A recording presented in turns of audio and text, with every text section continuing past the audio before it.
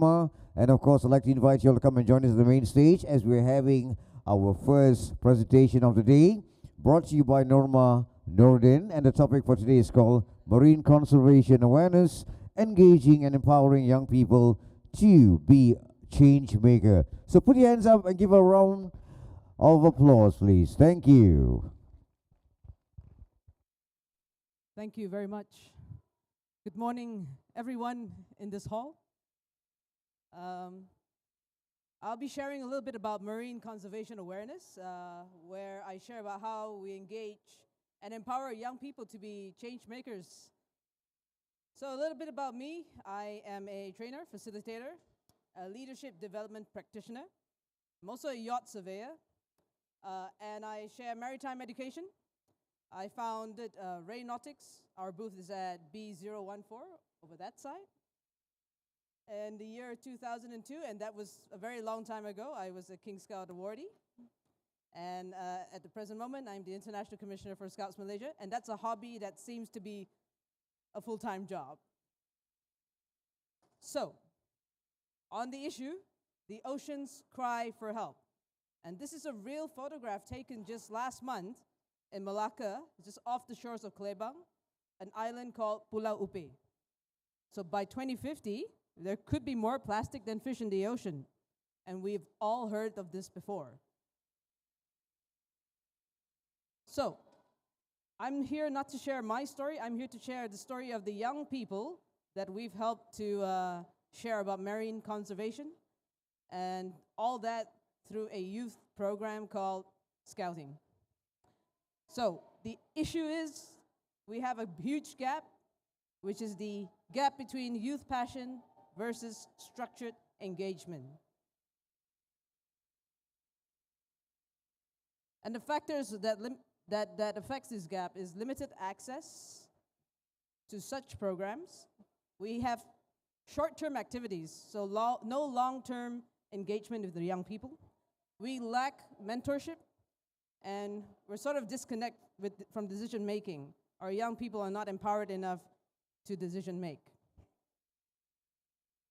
So, the solution, we're combining scouting, maritime skills, environmental stewardship, global movement with local impact. So let me share with you how this program works. In the Scouts Association of Malaysia, we have a comprehensive Sea Scout program, and it's a combination of proficiency badges, as you can see here, very attractive, and they've got very unique names, and they're all geared towards the youth program for 2 age categories, 13 to 15 years old, 16 to 19 years old. We also have programs for those under 12, as well as above 18. But the focus today would be just these teenagers, 13 to 17. So you have all these combination of proficiency badges, and the round ones, although you see only like 8 badges, the youth gets to choose 8 out of, and not limited to, 109 other merit badges, all on different themes: marine conservation, life-saving skills, life skills, science, technology, engineering, mathematics, advocacy, and many more. When they advance to 16 to 17 years old, they have more project management-like badges.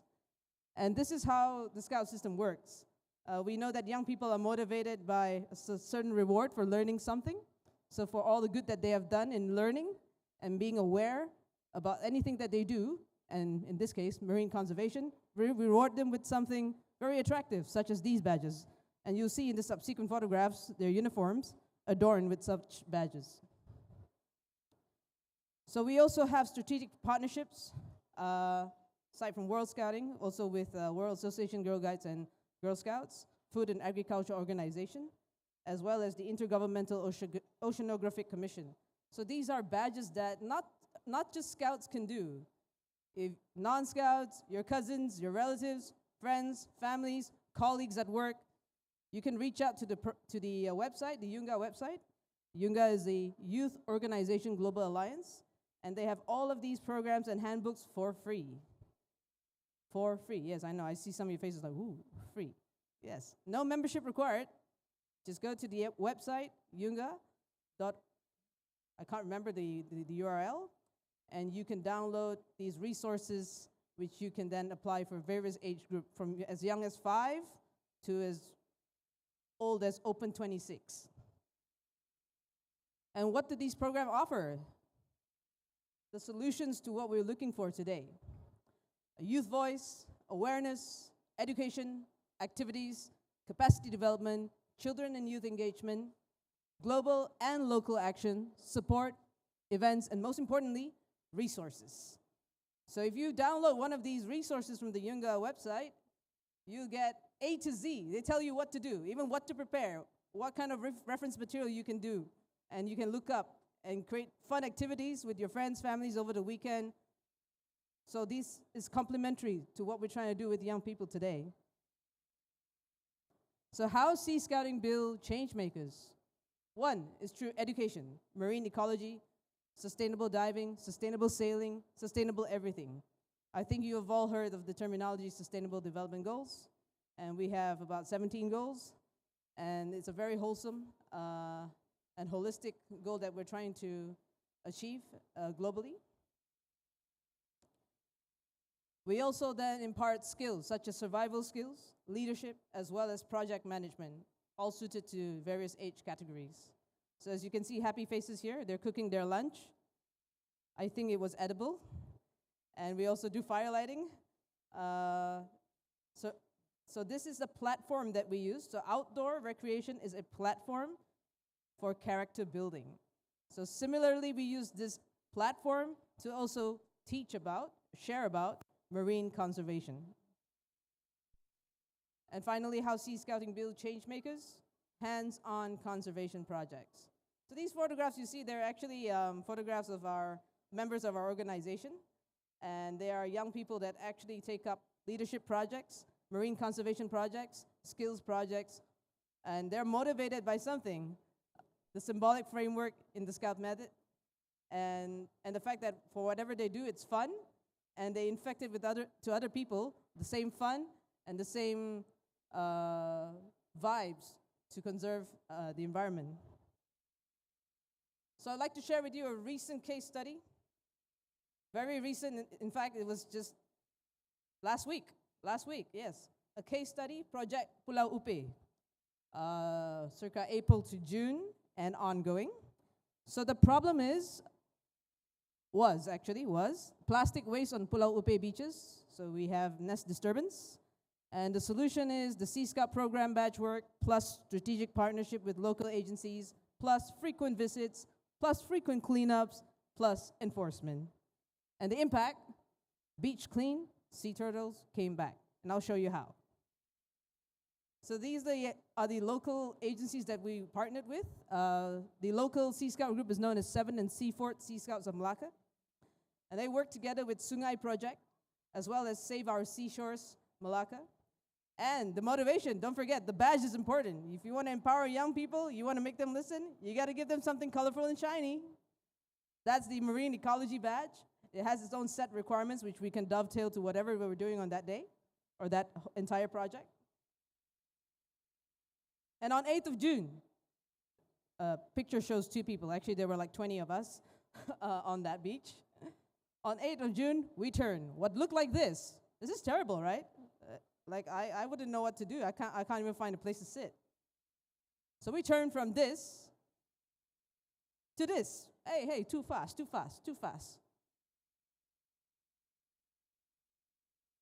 To this. And it's amazing. I cannot remember how many kilos of trash that we collected, but from the size of it, there was a lot. And for your information, Pulau Upe used to be a resort. It's now abandoned.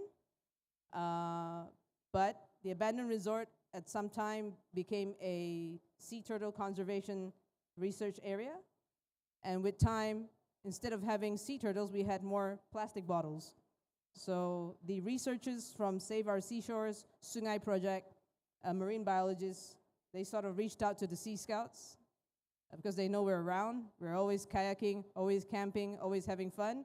And they saw us and they go like, hey, those are people that we can partner with to make a change. And so we created a conversation sometime in April, and with all the arrangement, making sure that the endeavor is safe for young people to participate. They arranged for all the ferries, the boats, as well as the Coast Guard, the Malaysian Coast Guard. Took all of us to Pulau Upe just to clean and make an impact. And so this is the solution and this is the impact. Further impact would be just a few days ago, and I mean 3 days ago, the organizers went back to the island and they said, hey, Mama Turtle came back just a few days ago. And this is the trail she left behind. And so we gave this feedback to the parents who had supported. Oh, we're not just Sea Scouts who cleaned up. Even the parents said, can I come to also do my part? So that's what I mean by infectious. And it's amazing to see this kind of collaboration and cooperation and spirit of giving without asking anything in return, except for, feeling good about it. So when I sent this photograph yesterday, 3 days ago actually, to the parents, I said, hey, guess what? Turtle actually came back. And, you cannot imagine what they wanted to do after. They didn't stop there. They said, okay, maybe we should go there more often. Is there any other beach that we could clean? Is there anything else we could do? So what we want to do really, through all these partnerships, the program, and good vibes, we want to convert more people into change makers, especially young people.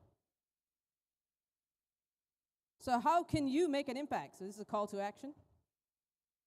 If you're from the industry, you can partner with Sea Scouts. You can ask me. I'm available at booth B014, not just to talk about sailing. We can talk about all the youth programs that you can do for your organization. And there's so much more that we can do together to make a great impact. If you're a diver, you can volunteer as mentors, instructors, because believe it or not, the Sea Scout program actually has a diving badge, not a badge, a requirement. And that's pretty interesting. We even have scuba diving as well as snorkeling. Yeah. If you're a parent, educator, a well-wisher, you could start a Sea Scout unit. You can ask me about it. In fact, some of our friends in the crowd here, they're scouts themselves too. You want to put up your hands? Yay! The ripple effect, that's what we're trying to create, we're trying to achieve. The ripple effect. We don't need a handful doing it perfectly. We need millions doing it imperfectly. So together, let's dive into a sustainable future. Thank you very much.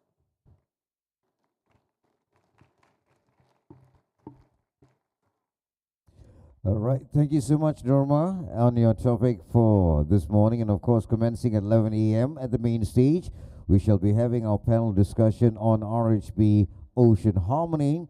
And the topic is saving coral enough in saving the oceans. So in the meanwhile, a very good morning to all the visitors, and welcome back to the third day of the Malaysian International Dive Expo, right here at MIDE and in Kuala Lumpur. And of course, like I said before, we have programs at the main stage. We've got the kids zone. We have so much more to explore, and we have the lucky draw.